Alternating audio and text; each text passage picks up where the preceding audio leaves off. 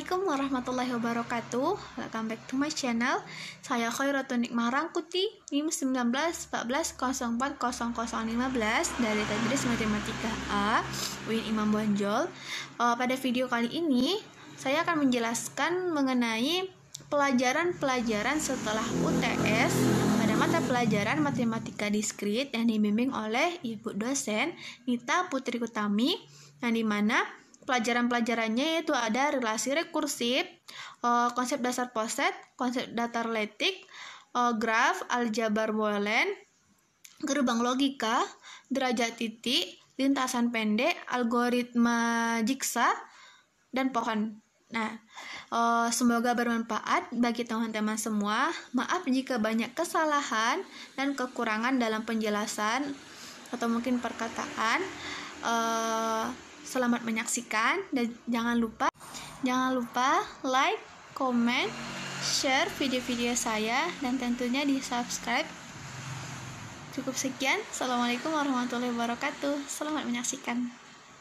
Baik, bismillahirrahmanirrahim. Saya akan menjelaskan mengenai materi yang saya katakan tadi, bahwa materi setelah TS, yaitu yang pertama ada materi relasi rekursif atau recurrence relation. Suatu relasi rekursif untuk sebuah barisan AN merupakan sebuah rumus untuk menyatakan ke dalam sesuatu atau lebih suku sebelumnya dari barisan tersebut untuk sesuatu bilangan bulat non-negatif. Jenis-jenisnya, suatu relasi linear atau homogen berderajat K dengan koefisien konstan memiliki bentuk umum, yaitu ini AN sama dengan C1 AN dikurang 1 ditambah C2 AN kurang 2 ditambah sampai CKAN kurang K. Nah, dengan C1, C2 sampai CK adalah bilangan real, dengan CK tidak sama dengan 0. Cara penyelesaiannya yang pertama ada akar dengan akar karakteristik, di mana A0 sama dengan 0, A1 sama dengan 1, AN sama dengan X AN kurang 1, N besar sama 2. Nah, kondisi awal A0 sama dengan 0, A1 sama dengan 1. Kegiatan rekursifnya AN sama dengan X pangkat N 7 X N kurang 1 dikurang 12 N 12 pangkat N kurang 2 besar sama 2. Nah, yang tersebut dibagi dengan X N pangkat N kurang 2, makanya jadi X sama dengan 3 atau X sama dengan 4. Nah, untuk solusi umumnya kita masukkan X sama dengan 3 dengan X sama 4 itu pada rumus ini. AN sama dengan P1 X pangkat N1 ditambah P2 X pangkat X P2 X2 pangkat N. Nah, jadi dimasukkan. Nah, jadi AN sama dengan P1 X 3 P1 3 pangkat N ditambah P2 4 pangkat N. Untuk solusi khususnya dengan A0 sama dengan 0, P1 tambah P2 sama dengan 0, A1 sama dengan min 1, 3P1 tambah 4P2 sama dengan min 1, P1 sama dengan 1, jadi dan 2 P2 nya juga sama dengan min 1, maka AN sama dengan 3 karena dikalikan dengan di atas, makanya jadi 3N dikurang, karena P2 nya tadi min 1 kan, dikurang 4 pangkat N. Nah, untuk cara keduanya yaitu fungsi pembangkit. Untuk mencari relasi rekursif AK sama dengan 3AK untuk K sama dengan 1, 2, 3 dengan kondisi awal A0 sama dengan 2. Misal GX sama dengan fungsi pembangkit untuk barisan AX GX tambah sigma tak hingga K sama dengan 0 AK X pangkat K, maka X GX sama dengan sigma tak hingga K sama dengan 0 AK X K tambah 1 sama dengan A sigma tak hingga K nya sama dengan 1, jadi AK sama dengan K dikurang 1 X pangkat K, karena K nya tambah 1. Nah, jadi GX dikurang 3 X GX sama dengan sigma tak hingga K sama dengan 0 AK X pangkat K dikurang 3 sigma tak hingga K sama dengan 1 AK dikurang 1 AK kurang 1 X pangkat K sama dengan A0 ditambah sigma tak hingga K sama dengan 1. Nah, dalam kurung AK dikurang 3AK disatukan jadinya AK dikurang 3AK kurang 1 tutup kurung X pangkat K sama dengan 2. Jadi GX sama dengan 2/1 kurang 3X. Nah, untuk materi kedua ada konsep dasar poset. Suatu relasi bimes dinamakan suatu relasi pengarahan tak lengkap atau relasi pengurutan parsial atau partial ordering dan radiation jika ia bersifat refleksi, antisimetris, dan transistik. Contohnya, misal B sama dengan A, B, C, D, E. Gambar diagram yang didefinisikan suatu urut parsial pada B dengan cara alfabet. Jadi, D kecil sama B, D kecil sama A, E kecil sama A, dan seterusnya. Nah, untuk jawabannya seperti ini jadinya. Nah, materi yang ketiga yaitu ada konsep dasar lattice. Sebuah lattice adalah sebuah poset yang setiap himpunan bagiannya AB memiliki dua elemen yaitu LS upper bound dan grade atas lower bound. Kita notasikan LS upper bound LUB. AB dengan A dan B, dan kita disebut join antara S dan B. Sedangkan gratis lower bound atau LGB AB dengan A dan B dan disebut mid antara A dan B. Nah, contoh soalnya tentukan apakah poset yang dinyatakan dalam diagram Hussey di bawah ini merupakan lattice. Nah, berikut gambarnya. Jawabannya ya, karena setiap titik mempunyai BAT dan BBT. Nah, selanjutnya aljabar Boolean.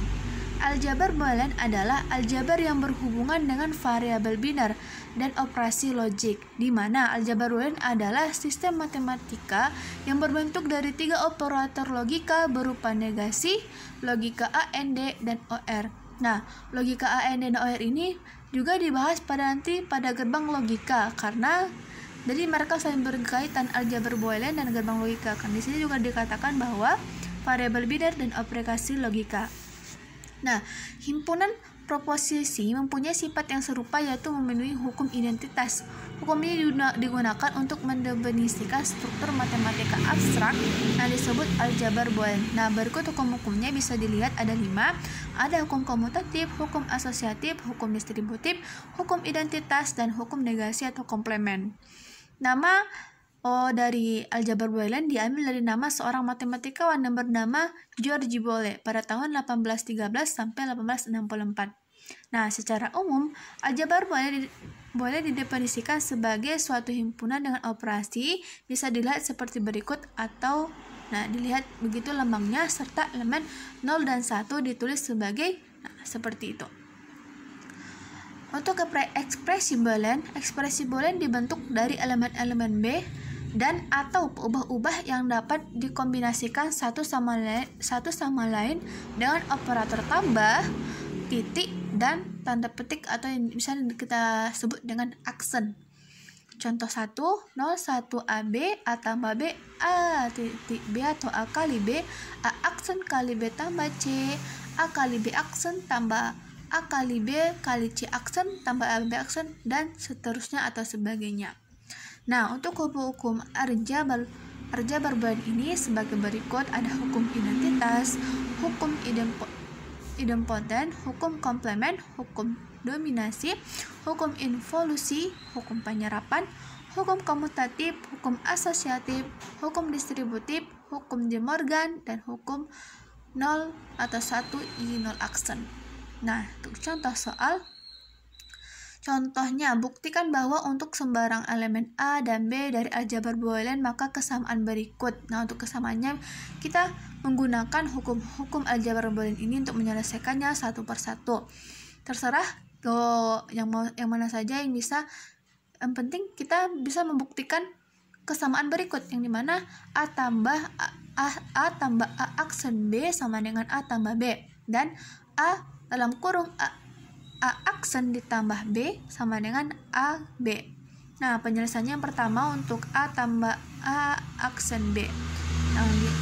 Nah, pertama kita menggunakan hukum penyerapan. Nah, makanya jadi A tambah A,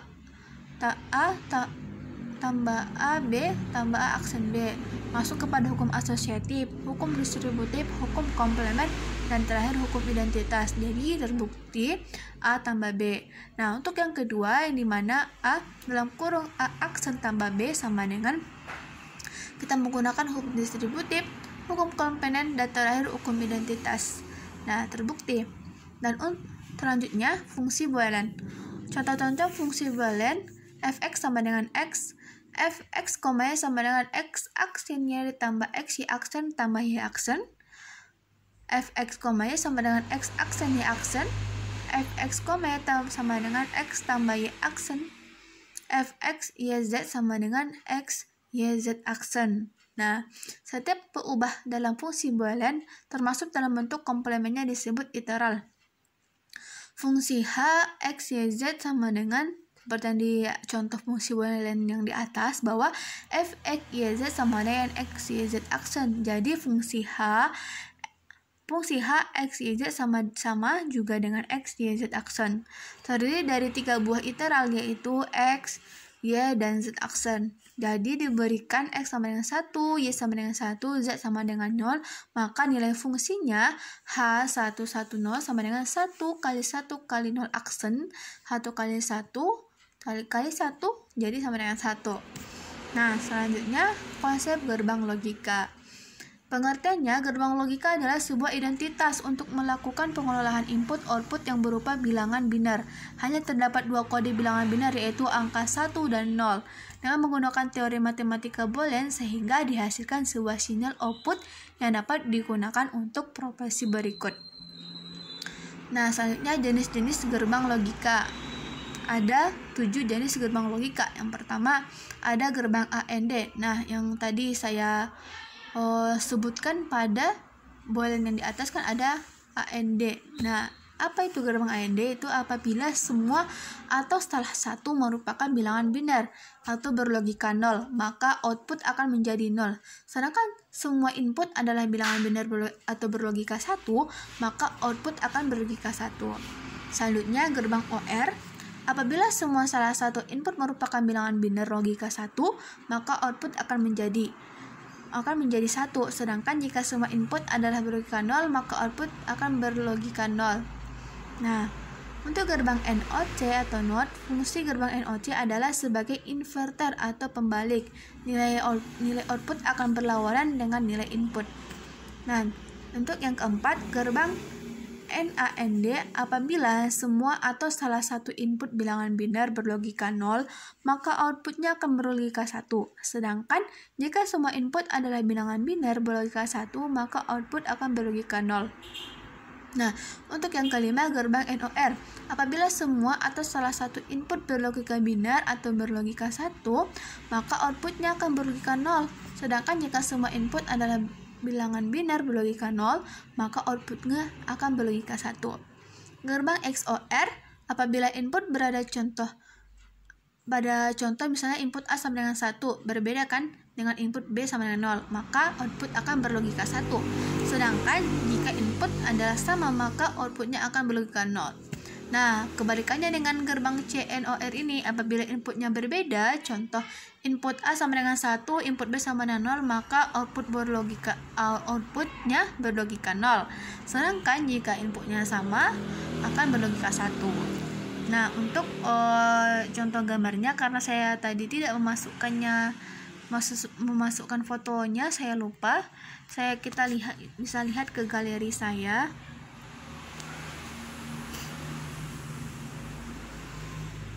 Nah, ini dia untuk simbol dan tabel kebenaran gerbang logika. Ada AND, gerbang OR, gerbang NOT, dan untuk gerbang yang selanjutnya, nah, gerbang NAND, gerbang NOR, gerbang XOR, gerbang NOR. Nah, beginilah gambar dan tabelnya. Nah, selanjutnya kita lanjut.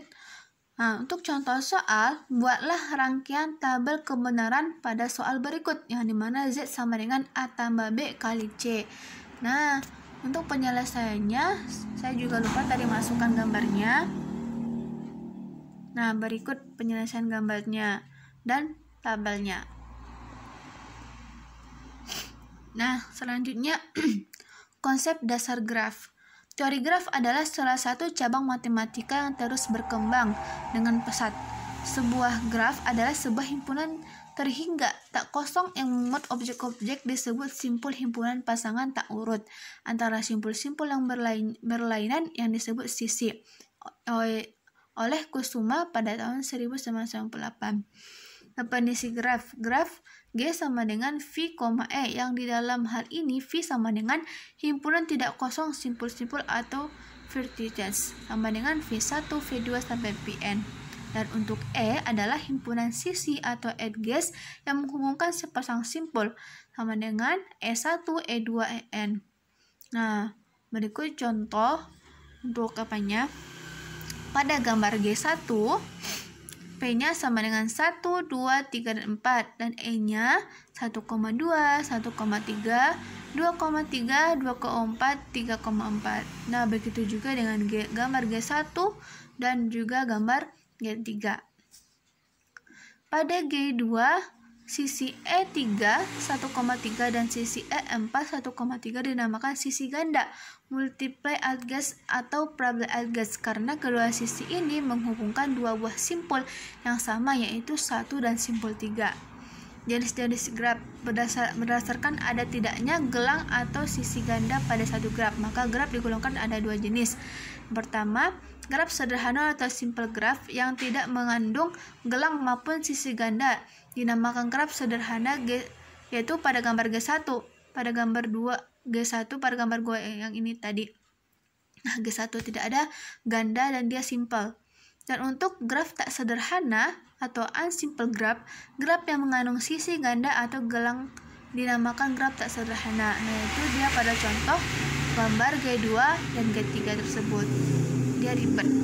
Dan seterusnya, berdasarkan orientasi arah pada jenis-jenis graf berdasarkan orientasi pada arah sisi, maka secara umum graf dibedakan menjadi dua, yaitu ada graf tak berarah atau undirected graph yang sisinya tidak mempunyai orientasi arah disebut graf tak berarah.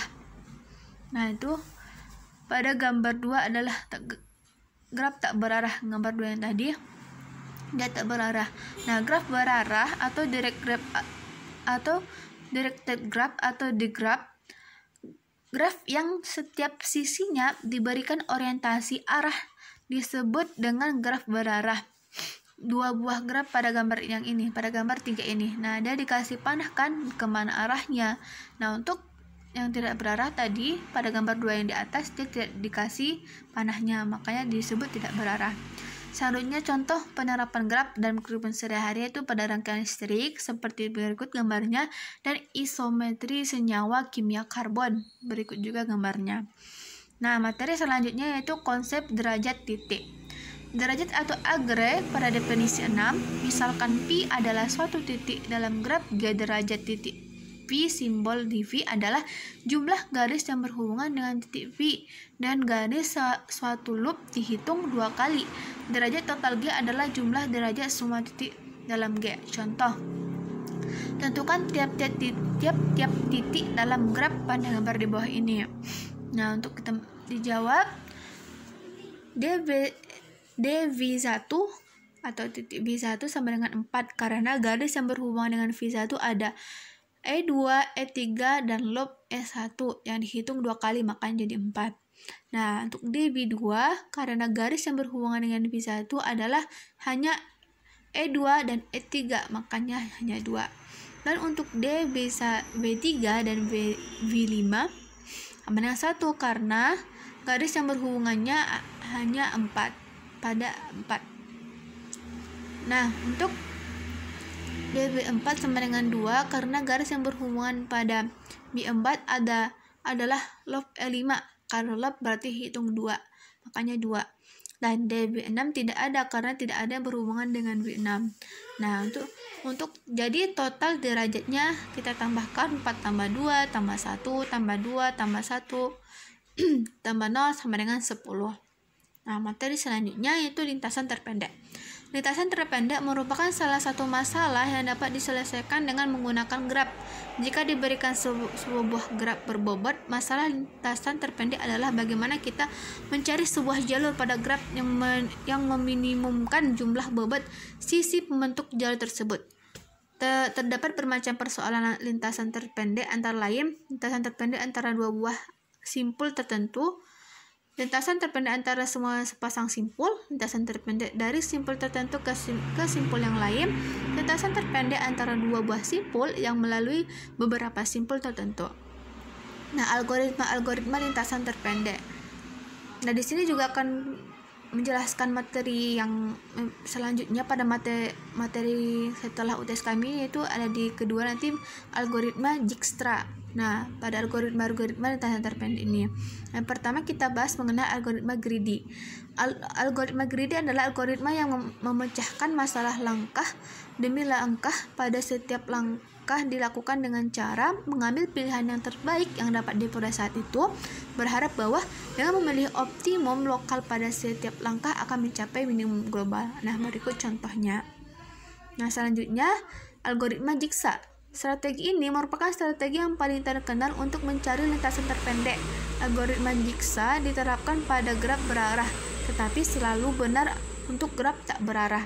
Strategi ini menggunakan strategi greedy sebagai berikut. Pada setiap langkah, ambil sisi yang berbobot minimum yang menghubungkan sebuah simpul yang sudah terpilih dengan sebuah simpul yang belum terpilih.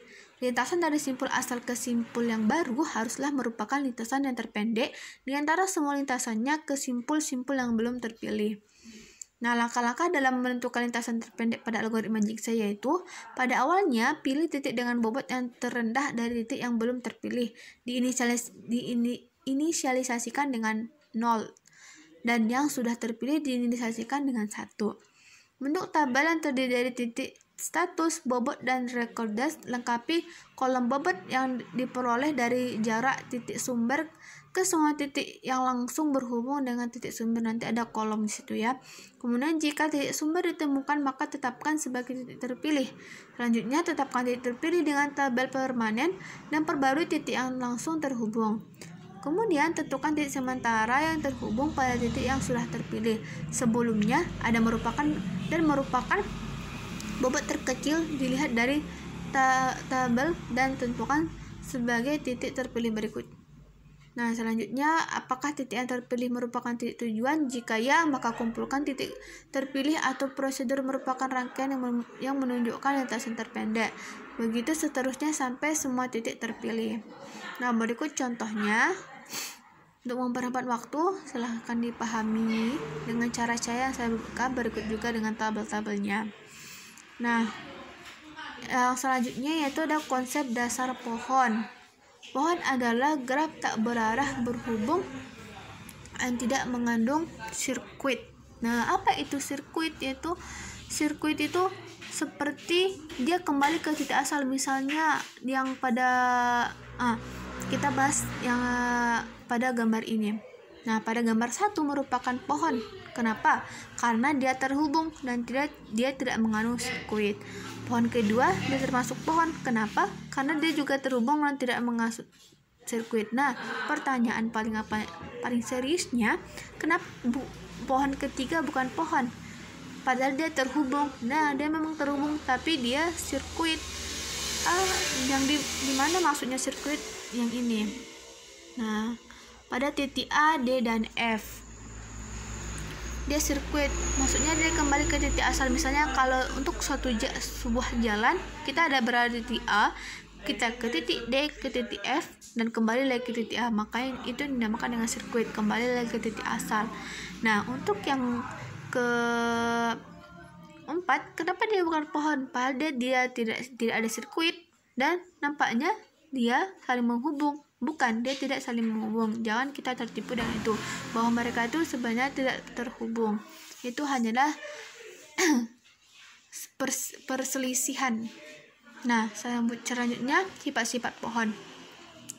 Teorema misalkan G sama dengan VA adalah graf tak berarah sederhana dalam jumlah simpulnya M. Maka semua pernyataan di bawah ini adalah ekuivalen. Ekivalen itu sama dengan benar. G adalah pohon, ya true. Kemudian setiap pasangan simpul di dalam lintasan tunggal. Ya, setiap pasangan simpul dalam lintasan tunggal. Seperti gambar di atas kan? Semuanya tunggal yang saling berhubungan tersebut, tidak ada yang ganda. Kemudian G terhubung dan memiliki M sama dengan N kurang 1 buah sisi. G tidak mengandung sirkuit dan memiliki M N kurang 1 buah sisi. Nah, yang kelima, G tidak mengandung sirkuit dan penambahan satu sisi pada graf akan membuat hanya satu sirkuit. Keenam, G terhubung dan semuanya sisanya adalah jembatan. Seperti jembatan, itulah perumpamaannya. Selanjutnya, pohon merentang atau spanning tree. Pohon merentang dari graf terhubung adalah upagraf merentang yang berupa pohon. Pohon merentang diperoleh dengan memutus dalam graf. Nah, seperti ini contohnya. Ada pada gambar G ini, jika kita putus-putus akan kita mendapatkan pohon merentang. Pohon merentang T1, pohon merentang T2, pohon merentang T3, pohon merentang T4 tersebut. Selanjutnya, setiap graf terhubung mempunyai pilihan sedikit satu buah pohon merentang. Dan graf tak terhubung dengan K komponen mempunyai K buah hutan merentang yang disebut hutan merentang atau spanning forest. Kemudian aplikasi pohon merentang. Pertama, jumlah ruas jalan seminimum mungkin yang menghubungkan semua kota sehingga setiap kota tetap terhubung satu sama lain. Yang kedua, perutin atau routing pesan pada jaringan komputer. Nah, begini pada gambar A lah, itu merupakan jaringan komputer.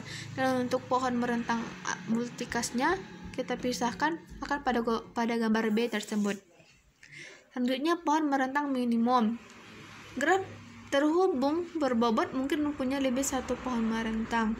Pohon merentang yang berbobot minimum dinamakan pohon merentang minimum atau minimum spanning tree. Contohnya seperti gambar berikut untuk merupakan merentang minimum. Nah, dia juga sudah mempunyai nilai. Jadi kita menghitung bobotnya. Cara menghitung bobotnya kita lihat dari titik 1 ke titik 2 sama dengan 10, titik 2 ke titik titik 2 ke titik 6 sama dengan 25. Nah, selanjutnya titik 6 ke titik 3 sama dengan 15, kemudian titik 6 ke titik 4 sama dengan 20, tambah-tambah ya, kemudian ditambah lagi titik 3 ke titik 5 sama dengan 35, makanya jadi 105. Nah, pohon merentang yang dihasilkan tidak selalu unik meskipun bobotnya tetap sama. Hal ini terjadi jika ada beberapa sisi yang akan dipilih berbobot sama. Bahwasanya pada pohon merentang ada yang berbobot sama. Misalnya ada 3 gambar yang berbeda bentuk dan berbeda-beda jalur, tetapi bobotnya sama. Nah, berarti nilai-nilai untuk setiap jalan dari titik ke titiknya itu dari gambar 1, gambar 2, seandainya beberapa gambar itu sama, makanya bobotnya sama. Nah, cukup sekian penjelasan materi dari saya. Jika banyak kekurangan dan kesalahan, saya mohon maaf. Assalamualaikum warahmatullahi wabarakatuh.